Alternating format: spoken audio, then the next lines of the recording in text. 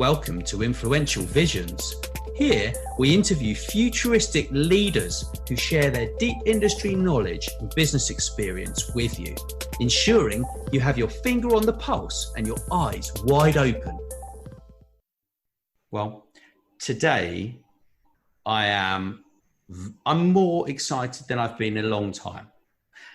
And let me tell you why. Firstly, joined by Tyler Cohenwood, who has co-hosted this super episode that we've just created. She is a former Defense Intelligence Agency cybersecurity deputy chief and senior intelligence officer, amongst other things. And it's a pleasure, Tyler, to have you host this show. It's a pleasure to be here with you. So thank you. Absolutely lovely. And I am Nathaniel Schooler. I'm a tech industry analyst and advocate, and I am the principal consultant at The Influencer Marketing Company. And today we talked with some very senior people in the UK police force about the UK's collaborative cybersecurity policing model 2020 and beyond.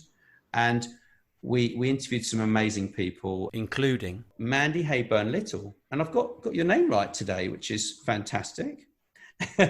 And you are the chief executive of the Business Resilience International Management. We've also got Peter Goodman, who is the National Police Lead for Serious and Organised Crime at the National Police Chiefs Council.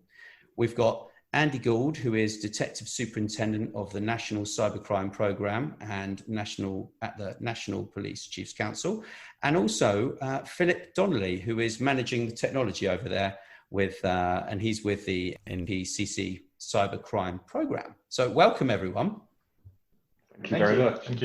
Thank you. Really nice that you took the time to join us. I'm quite excited actually to learn more about all of this. And I've got one question that I'm going to ask at the beginning. And Peter, you've been responsible for the introduction of the National Cyber Programme within policing. What do you see is being the main benefit to come from that?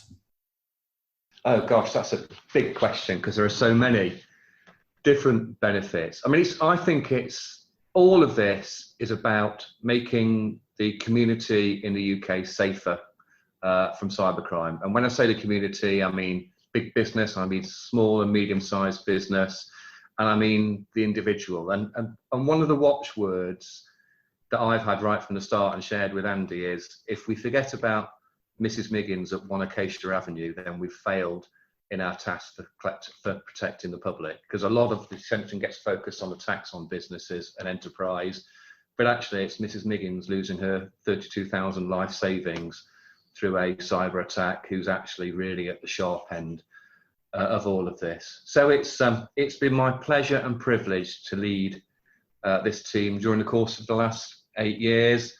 And, we've moved from a situation where there are only about 130 people working in cybercrime, and all of them in London, 7 or 8 years ago. And that had been a very recent development led by my predecessor, Janet Williams, fantastic woman. But here we are now, eight years later, and there's over 1,000 people, who are investigators, who are intelligence officers, who are, working to protect businesses and individuals from harm, stopping people going into cybercrime. We've got capability in the dark web, we've got capability around cryptocurrency. We've changed the whole of the policing approach to this. And hopefully all that change has meant that Mrs. Miggins at 1 Acacia Avenue is much safer than she was 8 years ago. Super. That is such a great answer. Peter, I'm going to ask you this again. So you were the chief constable responsible for the introduction of cyber performance indicators within policing. So why was that an important step for the UK? It was an important step because it meant that we could quantify what we were doing, and it meant that we could assess the risk as well. And let me give you a really good example of why it was necessary. If we slip over into the world of counterterrorism, counterterrorism in the UK has had a lot of investment during the course of the last 20 years, obviously because of the international situation. But a big part of that was the ability of the intelligence agencies to say, you know what, government, there are at least 2,000 people out there who are actively plotting to commit a terrorist act here or abroad. And there's about 10,000 who we also think are interested in becoming involved in that. And this is the capacity we've got. So they were able to demonstrate very clearly the very real threat to the UK and the ability of policing and the broader security services to respond to it. And that led government into an inevitable position where they had to invest, not just because of the atrocities, but because of the very clear intelligence picture and performance picture that they were producing. So we've tried very much to copy that in cyber, because nobody anywhere quite knows the full extent of cyber. I think we all know, we know the vectors of attack, we know it's big, we know it's cost billions, but we don't actually know completely what it is. But we are able to demonstrate through the performance regime that it really is that big. And look at what our people are doing. Look at what we've delivered to make the UK safer. But actually, there needs to be continued investment, because without that, we aren't protecting our communities in the way that we should. So it was about us understanding what we're doing, but also being able to have a proper intelligent dialogue with government about investment. Oh, thank you. That is such a great answer. I'm going to go to Andy next. Andy, how has COVID affected the UK's cybersecurity? And do you think businesses need to take extra measures while many people are working remotely? And sorry, this is a 3-part question. And what lessons have we learned thus far in terms of online security due to COVID? That's a really good question. I think what we've seen is kind of, COVID was unexpected, but if we'd actually considered the impact of a pandemic and how we might respond to it in the cyber world, it would probably have played out largely how we predicted. So there's a sudden rush from an organisational point of view. Suddenly, almost overnight, everybody had to work from home. So there was a mad rush to get the hardware, the infrastructure, and everybody up and running to maintain business as usual. And I think it would probably be fair to say that maybe everyone knew the security would be important, but businesses weren't going to stop doing business while they sorted the security out. So you suddenly got a position where everyone's on their home router, with all the vulnerabilities that we know come from that. Basically, all the endpoints are no longer owned by the organizations themselves.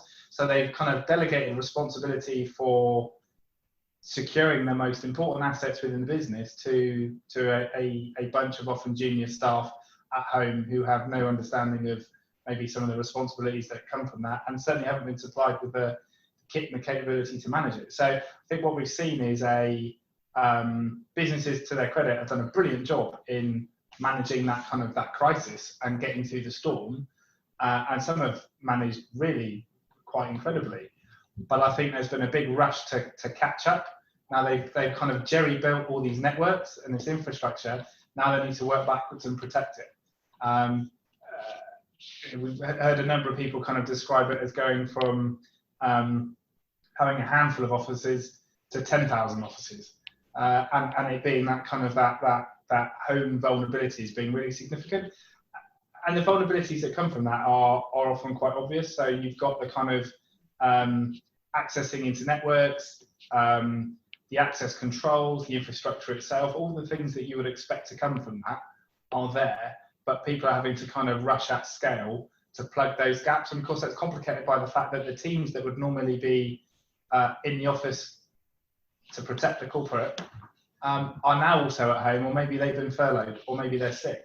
So suddenly the ability to deal with that crisis, there's less resilience to do that because of the position that everyone's found themselves in. Everyone's rushing out to try and reconfigure or buy hardware at no notice, upgrade. Some businesses have really succeeded in that and some haven't. And I think the effects of that will take months or maybe even years to play out. So from a policing point of view, what's been quite interesting is we saw a significant spike in reporting of cybercrime in those initial few weeks. But the increase in reporting was domestic reporting. It was members of the public identifying they had a problem and reporting that crime. Maybe that was because there was a spike I suspect there may well have been, and a lot of that was using COVID as alert. But actually, that might be also because they had more time on their hands; they were more willing to report, whereas maybe they would have never got around to it in the first place. So it's difficult to say if one's caused the other, or one is the kind of the product of the other. But what we didn't see an increase in was business reporting. So the big worry, I think, for us is, as businesses more and more come back to work, staff get back into office, they start to drill into the systems in a way that they haven't been able to do at home. Are we going to find a whole load of unidentified nastiness? And you would kind of expect that to be the case with the increased vulnerability that has been created and the reduced level of protection. You would expect there to be a real spike in damage, but that hasn't come through in terms of reporting yet. So are we sat on this kind of ticking malware time bomb? We just don't know, but we suspect we may be. What a great answer. Phillip, do you have anything to add to that, like in terms of lessons that we've learned from COVID? Have we seen different types of attacks? No, I mean the criminals are always changing the way that they do the attacks, and that they're very quick to respond to the COVID crisis. So, the types of phishing campaigns that were coming out changed to match into to what was going on. But we see that all the time. Something happens and then they're very quick to jump on the bandwagon and to say, well, this has happened. Well, suddenly people are getting emails that are focused on that. So the types of attacks, the phishing campaigns, the ransomware, the underlying technology is the same that they're using. They're just matching it to the current crisis and what's going on. So suddenly the holiday's been cancelled. So suddenly lots of people getting emails that are purportedly from their holiday company to say, click on here and you can have this happen. And people want, the general public, want to get their money back. They want to be able to do that. So people are clicking on the links because they're in a rush to get things happen. And that's what people are playing on. They're playing on that human element to try and through clicking on the button to get something to happen. Like sending, your campaign out on a Friday afternoon when people are ready to go home. And that type of stuff. They're playing on that, well, I'll just get it done, rather than on a Monday morning. People are more likely to pay attention to what's in front of them. But amid all the kind of the chaos and the disaster and the tragedy, there have been some real positives as well. So talking purely from a policing perspective and maybe a little bit more broadly than just cyber, actually, when there was that kind of, initially when everyone went into lockdown, calls and demands on policing massively dropped. But that was actually a brilliant unexpected opportunity for policing. Our sickness rates didn't go up, our staff still came to work, but suddenly they were freed from the day-to-day, often non-policing demand, less serious demand, to really focus on the priorities. So you had some really, really big forces, or a lot of forces across the UK deciding, right, all the people that are out there that are wanted, that have gone missing, that we don't have the time day-to-day to really go after, suddenly there's time to go and do that. You look at the work that's happening around EncroChat. That didn't slow down during COVID. That accelerated. That's a once-in-a-generation opportunity to clear the decks of really top-end organised criminality. And that went ahead, utilising teams from across the UK, across all parts of organised crime, and we'll be working off the back of that for months and years to come, which is just amazing. So people have had the opportunity to really focus on their priorities, and you talked to a lot of the operational staff in the cybercrime units that went home overnight. The productivity went up. There are teams that have increased productivity by 10, 20%, and maybe we waste an awful lot of our time in unproductive management meetings. Who knows? People have just gone out and cracked on and done some amazing work, and that's true in the private sector as it is. In law enforcement, I think that people will look back and there aren't many positives that come out of this, but actually there'll be whole new ways of working, whole new people are wanting to create, innovate in the public sector and the private sector. We'll be doing things in ways we would never have imagined a year ago. So it's accelerated some real positives and reminded people that haven't got into that kind of digital or technology enabled areas of business, whether it's law enforcement or others. You need to do that, or you will become irrelevant, or in fact you're already irrelevant. You just didn't realise it yet. And I think COVID has brought that home to a lot of people. That is such a great point. I mean, a lot of people focus on how all the bad parts of the pandemic. But what you just said is true. It's also, we're seeing all kinds of entrepreneurship and all kinds of other good working types of environments that are coming from this too. So it is a time that we can really come up with new techniques and methodologies. I think that was such a great answer. Yeah. Tyler, on the back of that, I would just, and this is me just being a bit non, this is the other side of the coin. It's also, we've known for a long while that serious organised criminals are becoming increasingly digital in the ways that they work.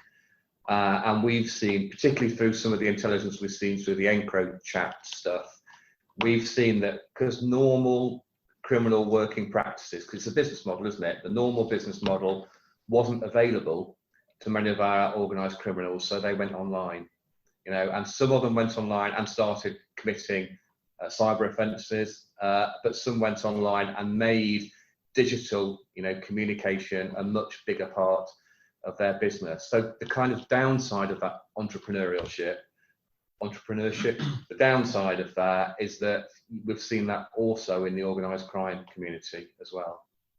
It's interesting. Yeah, I guess everyone has we went from maybe being, 90% reliant on digital devices and the internet to really much higher, like 99, when everyone started working from home. Yeah, that's a great point. Yeah, it's really unfortunate though that so many vulnerable people get hit by these scammers, and that really makes me quite sad when I hear of old age pensioners and people even getting these automated phone calls. I mean, these things are just absolutely dreadful, really. But I mean, we're more here to talk about business, aren't we? And I wanted to ask Mandy just a brief question, because the cyber resilience centers are growing quite quickly, and we're really excited about how they're going to help small and medium-sized businesses and obviously large businesses throughout the supply chain as well. So I wondered sort of what agencies are involved and what makes them unique, and how are they the best way to protect the UK's cyber critical infrastructure and business? Okay, so in terms of those who are supporting this, and it's a really core support, the Home Office like this model very much, and they've been involved from the outset in really understanding and interrogating where it can assist.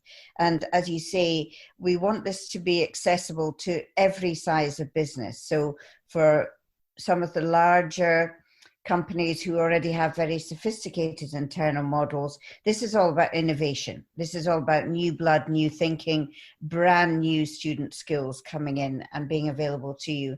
And of course, for the medium size, there's a whole set of membership opportunities. There's that real comfort in being part of a trust community.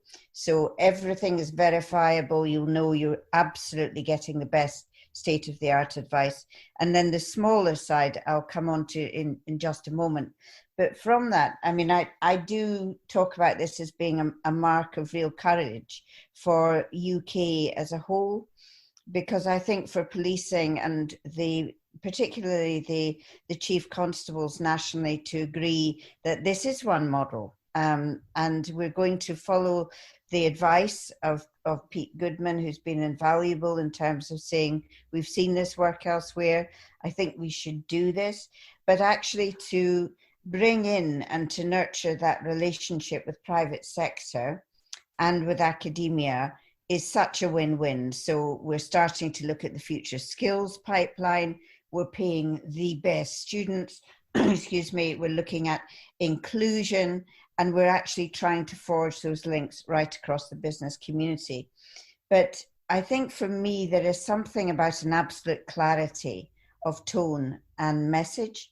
So if we can create out of this massive confusion, everybody claiming to be the best cyber advice, the most knowledgeable expert, if we can create that one place that even 80% of the business community go to, then it will grow incrementally. And that value that it will bring, I think, to the UK is substantial.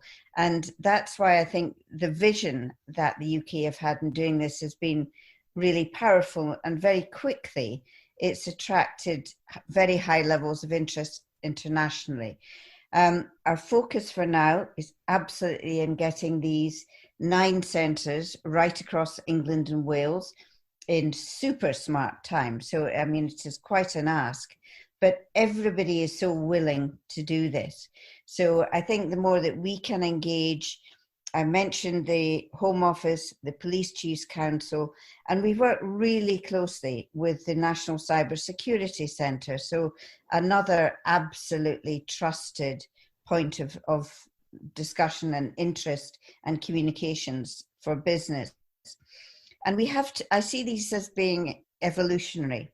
So nothing ever stops still in business, and actually they should change over a period of time. But already Andy Gould and Phil Donnelly have been working on a new model that they can also bring into the cyber centres. And I say that because they shouldn't stand still. You should come back in 2 years and say, oh, you're doing that now. You know, that's how it should be. Super. Well, thank you. That's much appreciated. I think you're doing some great work, all of you, in this area. You know. So, Tyler, what's your next question? Well, I'll ask this to really everybody. I'll start with Mandy. How can the private sector get involved in this network? So one of the core points of ethos for the centres is that they're not for profit and they preserve public good. And I say that because it means that whatever income is generated goes back into making them self-sustaining. So if you are a large or a medium-sized company who would like to work directly on that alignment to policing cyber strategy, to future focus, we would very much welcome your involvement. And we've been talking to national companies, so you can provide a modest amount towards the setting up of the regional boards, to ensuring that there is excellent governance in all of the cyber centres. But shortly we will be announcing some more opportunities for business to come in and to be aligned to that UK-wide growth as well. And then the smaller ones, of course, can be members, and we hope that everybody will use the quite unique student services as well. It's really very, very exciting. Tyler, can I come in? Can I come in next on that, yes, Tyler? please. It's really interesting because we've had a couple of days now that Mandy's pulled together where we've had the opportunity to spend 2 hours or so with representatives from some of the biggest businesses in the UK, well, international businesses which have a big footprint in the UK. And just even without any of them committing to any future help or finance, or just opening up what we're doing to them, has brought about some brilliant new ideas from them, which will add value. And as Mandy says, you know, this is a model which is meant to develop. You know, we're building a foundation here, aren't we, Mandy? And on top of the foundation, we'll build the first floor, which is the basic services of the centre. But every year, we want to build another floor. So there are more and more services, more and more capacity and capability to protect the UK. And we've received some really, really fantastic ideas today. Just one from a company, an American company actually, that works in the UK as well. I think, you know what, we could, you know, if we work with you, and if every time we take on new business clients, we talk to them about their cybersecurity and we ask them to become part of the regional cyber resilience centres, imagine what kind of reach we would have if all of their supply chain became part of the centres. Then suddenly our reach 10-folds, 100-folds, 1,000-folds really quickly. So even just the value of talking, it helps us to develop the model better. I mean, it's so brilliant. It's such a brilliant, scalable, living model. And, you know, I hope that that other countries can really adopt this model too. Yeah, I agree. It's a lot of potential. The thing that's interesting for us, I think we've probably not realised the value of maybe what we've built. I think we're always looking and thinking, well, this could be better, this should be better. where do we go in the future? But actually, when you sit back and reflect where we've come as a country over the last few years, a handful of years ago, like Pete said, we had virtually nothing. Now we've got regional cybercrime units working across investigations into organised crime, providing for really high quality protection advice for business, diverting young people from cybercrime. And now at the local level, we've got force units finally picking up the slack for the volume crime. So whether you're a small or medium-sized enterprise or a member of the public, you'll probably get an investigation. If there are viable lines of inquiry, you will get an investigation. Where there aren't any viable lines, you will get prevention advice. You will get contact. So suddenly you're getting as good a level of service, if not better, than in the same way as any other area precinct. That's a huge step forward. But actually, that kind of for us feels like, okay, that's the minimum level. That is a largely reactive service, apart from some of the interesting proactive work we're doing against some of the organised crime groups. But how do we start to really industrialise this and scale this and have an impact? But first, I think there's a blueprint that could go internationally. But the centres are a brilliant opportunity to really kind of industrialise that messaging, have that impact, bring the students in as a skills pipeline for us in the private sector, but also something that we've just started building, that we're just launching today as a bit of a pilot. What we're calling police cyber alarm is basically this idea where in the UK there is no clear picture of the current threat. So GCHQ and NCSC have got brilliant insight to what's coming into the UK infrastructure, but by law they can't monitor domestically. You've got businesses, particularly really big businesses, have got great insight of what's hitting them, but they don't really know what's hitting their competitors across the sector or broader economy. And then you've got us in policing that have got a really good understanding of what's hitting victims that then come and report to us. But that's a tiny percentage of the overall impact, and because that relies on them A, identifying they've been hit, and B, having the confidence and time to come and report it to us, which can all be a little bit manual and delayed. So everyone's got a piece of the puzzle. There's no way of bringing all that together. So the idea behind police cyber alarm is we want, particularly SMEs, but anyone else that wants to play, quite frankly, we want to get these companies to volunteer to put a police cyber alarm on their networks, bit of software, and then we will get the denied firewall traffic, suspicious activity data coming into us. Obviously, the more businesses sign up, the better picture we get. But then that will start in time to drive all our policing activity. So we'll start to identify the UK-based criminality, and then we can still work internationally. But that will really drive what we call our protect messaging, the cyber prevention advice. Then we've got something really powerful to actually offer business, because we've got that day-to-day insight in a way that nobody else will have if we can scale it. Then the benefit for those businesses are they'll get a monthly vulnerability scan that will help them understand their vulnerabilities better. But they'll also get lifetime automated alerts where we identify where they've potentially been breached or got a problem they need to go and look at.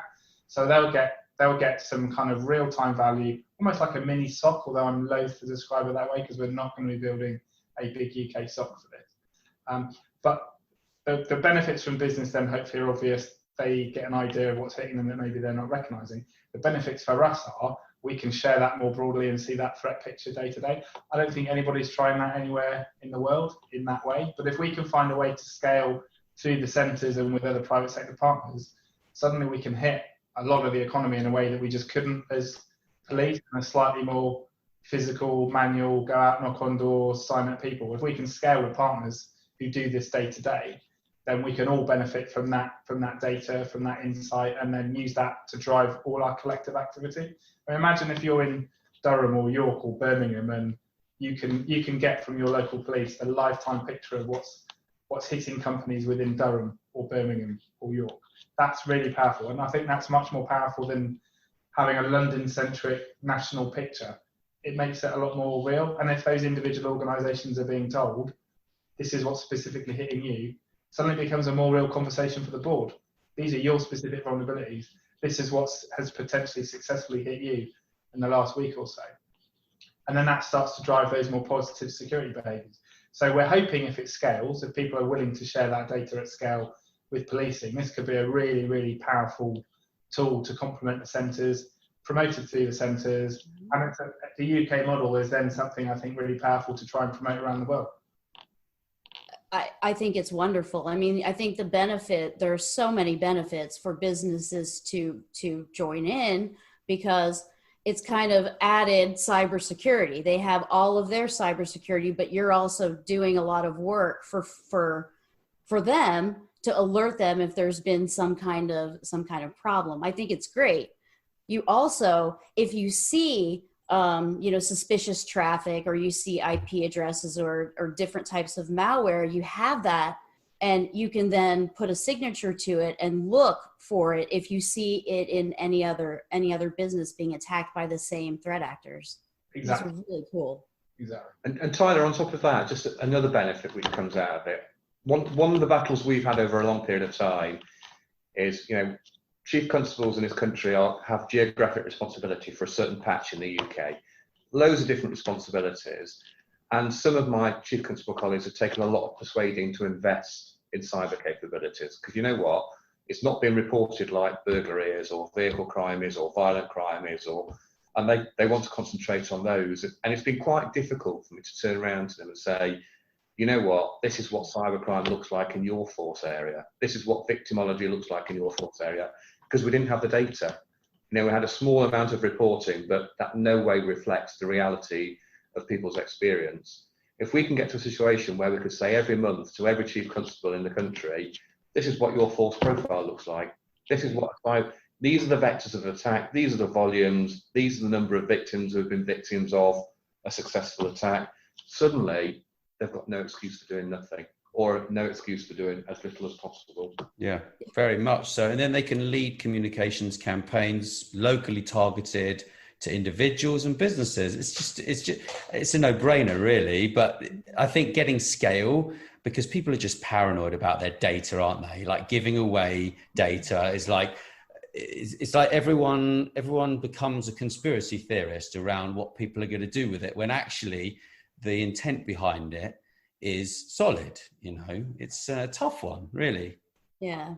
I think it's really important to stress the data we're collecting is the metadata from firewalls. So it's the firewall logs. We're not capturing traffic.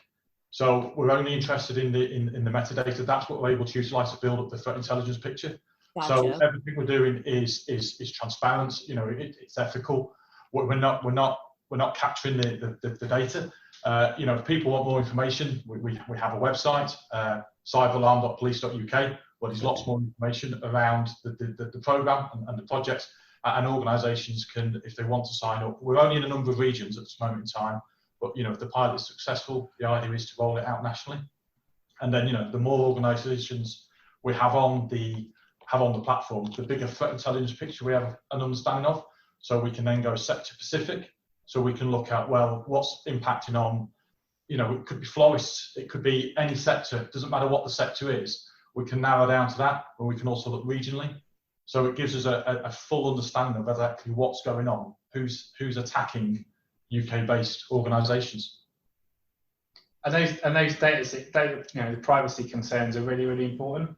So it's why we've kind of gone public almost before we started, because what we don't want is people who don't understand it, or maybe just might understand it but got their own reasons for attacking it and almost killing it before it started, thinking it's there's some secret police program to gather data. It's not secret. Each company signs up voluntarily to do it. We've got a public website that says exactly what we're doing.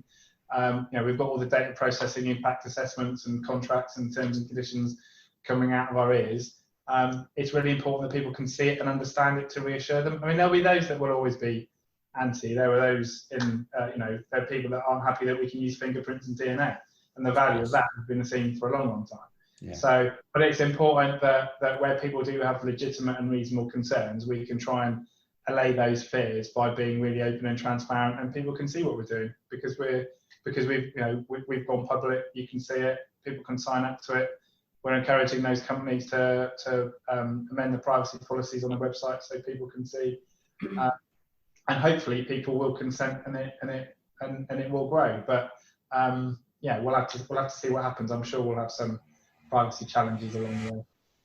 Possibly, but I think being upfront about what you're doing is going to help that. And it's interesting because oftentimes people have no problem giving up all kinds of very, very personal information to social media sites. And But then there's a concern when you're trying to help with something like this.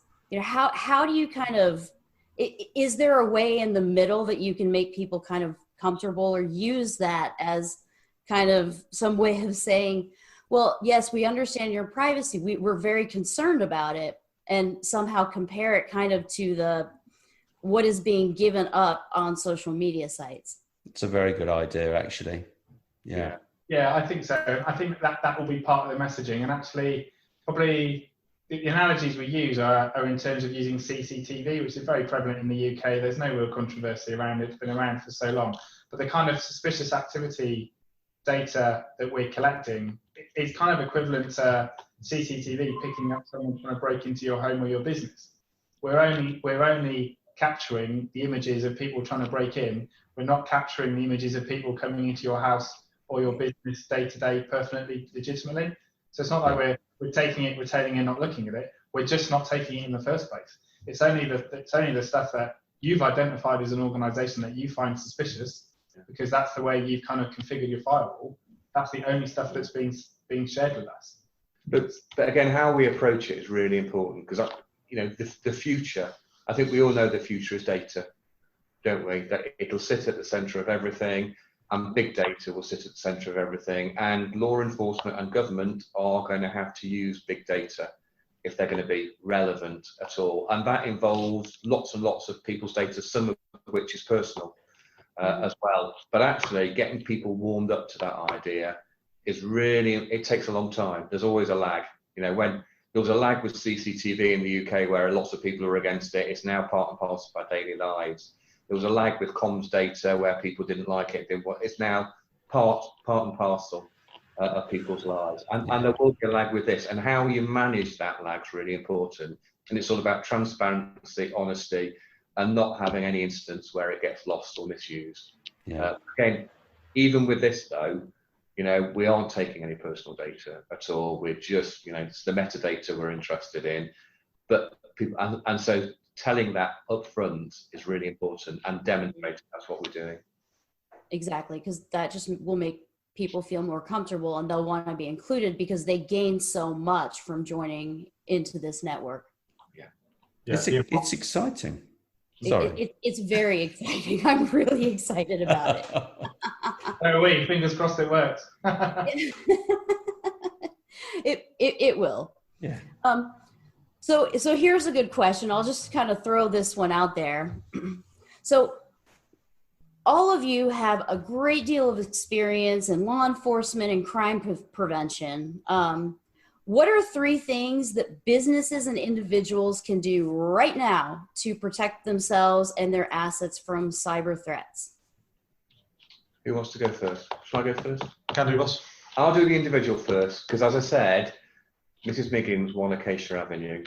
That's where we have to start. And it's just basic hygiene, isn't it? Basic hygiene. You know, if something looks like it's too good to be true, it probably is too good to be true. So don't click on it.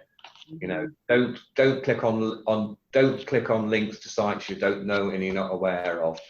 You know, don't fall for the HMRC scam. Make sure you have passwords that are made up in the way that NCSC say they should be made up. 3 random words. You know, 3 random words. And if you find it difficult to remember your passwords, then use a password locker and keep them in there. Make sure that you just operate really good cyber hygiene in everything that you do, and make sure you keep your patching up to date, and make sure you have an antivirus software on. You know, just the basic things will protect the members of the public, individual members of the public, from 80% of cyber attacks. Wow. Just by doing that's incredible. Super. I suppose the other big one, I think Peter's nicked the best 3. But if you go back to, if you think that ransomware is the biggest threat to business, which it is certainly in the UK, well, it almost doesn't matter. You can have every area of your security fail, and you can probably recover. The one area where you can't recover is if you haven't got effective backups.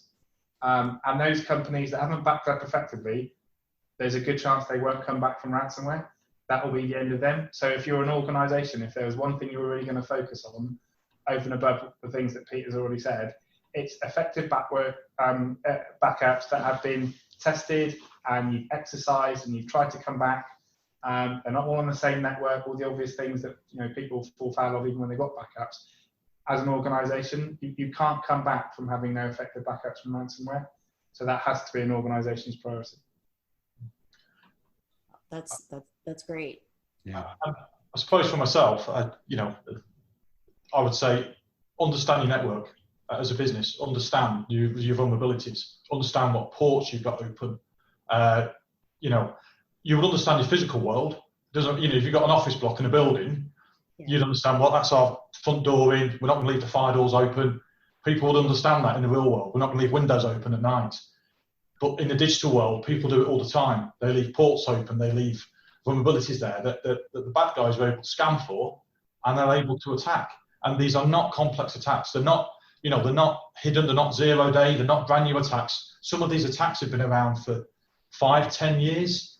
They're still vulnerable, and people are still able to get in with them. So, in a way, sometimes it's easy.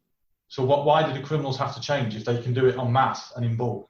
So if you understand your network, you've done a vulnerability scan, you understand, well, actually, why have I got RDP turned on when I had nobody remotes into my system? Turn it off and it's no longer a vulnerability.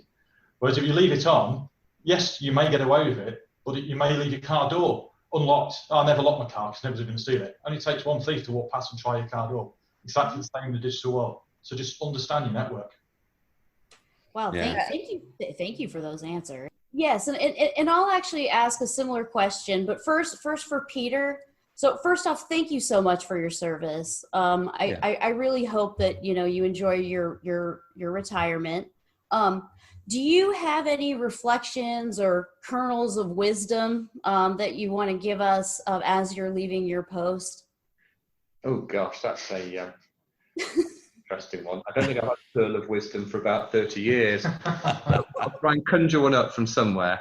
But I just think we're better together rather than apart. And that has been the ethos of Team Cyber UK. I mean, NCSC consider themselves part of Team Cyber UK. The NCA, the National Crime Agency, think they're part of Team Cyber UK. The Home Office, the Minister thinks he's part of Team Cyber UK. Local forces, Mandy, are you part of Team Cyber UK? and so we are better together. Traditionally, people are really good at drawing really straight, hard lines between different agencies and their roles. And actually that undermines collective effort. And we don't do that. We task together, we strategize together, we respond together. We make sure that we have people who are prepared to pick up the bags and go across the country to help their colleagues in another part of the country, because we don't believe in organisational boundaries or geographic boundaries. And that has brought so much benefit to the UK. So my pearl of wisdom would be, in this new international world where you are doesn't matter, Nat. I mean, you could be in the next little room, or you could be elsewhere in Europe, couldn't you? In this international world, please, let's not try and put false borders where we don't need them. Well, thank you for that. I see why you're going to be very much missed, but I do say congratulations on your retirement as well. Thank you very much. Phillip and Andy, do you guys have any kind of parting words of wisdom, or Mandy as well? Mandy? We've only got 5 minutes. Okay. I'm going to be brief. I mean, I think more and more as the world shops online, and we have seen just the scale up of that during the recent pandemic. Actually, everybody needs to think about their customers and their supply chain 100%. So how would you communicate if you lost that contact? Where are their information that you hold? And actually, how geared up are you? Because this could go on for quite a long time yet. So I think we just really need to think more about how to help business, all of us together. Super. You're doing a great job over there. That's Really. a great answer. I don't know if I would describe it as a pearl of wisdom as such, but I'm really, really positive and really, really optimistic. I think it's too easy to kind of be defeatist and think, you often hear policing, oh, you can't arrest your way out of this problem. I don't actually agree with that. I don't think that's true. I think since we've built the force units, we've gone from a handful of arrests each year to hundreds, I think, and that's freed up the regions to go after the really top end organised criminals. Some of the quality of the operational work is better than it's ever been. It's really, really exciting. It involves working with jurisdictions around the world and not always the obvious ones. The more we collaborate with business, the more we build our capabilities and the more we break down the organisational barriers to the extent that we have done. And the more we start to utilise technology in the way that we are becoming so much more efficient and effective. We're probably way ahead of where most people think we are. And we like that because we don't want the criminals to know exactly where we are. But I only see post-COVID, as other countries start to catch up with us and work even more collaboratively with us, and that includes industry as well, it's going to be harder and harder to be an effective cyber criminal because we're raising the bar so much and we're raising it so fast. It will become much, much more hostile over the next few years. And that's only going to be a good thing for everybody. Yeah. What a great answer. Yeah. For myself, I suppose it's, cybersecurity. I've been involved in cybercrime investigation now for 7 years. Majority of cybercrime, like Mr. Goodman said, can be prevented by some very simple steps, strong passwords, backing up your data. If you get all the basics right, which doesn't have to cost you a fortune, even if you do get attacked, you'll be able to recover. And the chances of you getting attacked, you minimise it massively. So if you can get the basics right, then you will stop yourself from being from becoming a victim. Absolutely super. Yeah. Well, thank you. I can't thank you, everybody, so much. And we will drop a link to everything that needs to be at the bottom of the interview. Thanks for listening. Please make sure you share this episode with your friends and business connections too. And don't forget to drop us a review wherever you listen. Thank you.